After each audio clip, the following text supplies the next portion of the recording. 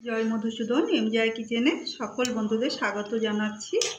আজকে আমার recipe tomato দিয়ে। এই রেসিপিটা গরমে খেয়ে দেখবেন, যখন মুখে রুচি থাকবে না তখন রেসিপিটা করবেন, মুখে স্বাদ আসবে। আসুন ভিডিওটা শুরু করি। দিয়ে দিচ্ছি সর্ষের তেল। তেলটা একটু গরম হতে দেবো। আমি ছোট টমেটো নিয়েছি আর কিছু বড় টমেটো নিয়েছি। গরম হয়ে গেছে, দিয়ে দিচ্ছি 5 ফোড়ন, শুকনো লঙ্কা, দিয়ে দিচ্ছি টমেটো কুচি, দিয়ে দিচ্ছি বড় টমেটোগুলো।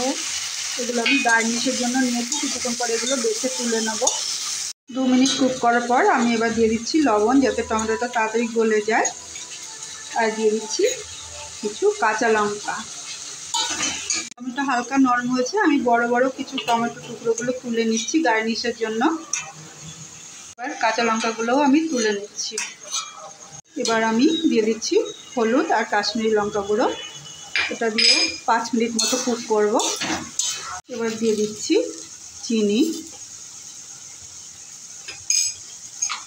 আর দিয়ে দিচ্ছি গোলমরিচ গুঁড়ো। এটা দিয়ে সামান্য নাড়াচাড়া করে আমি এবার দিয়ে দিচ্ছি নারকেল দুধ।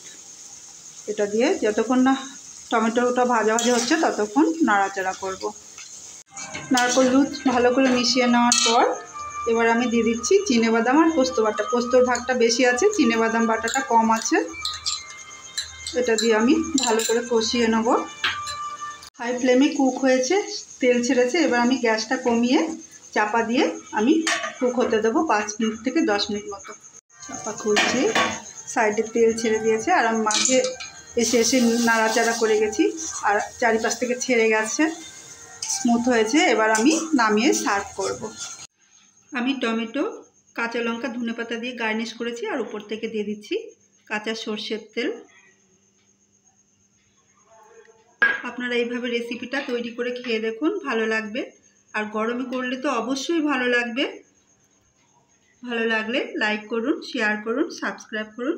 আর সবাই ভালো থাকুন। ধন্যবাদ।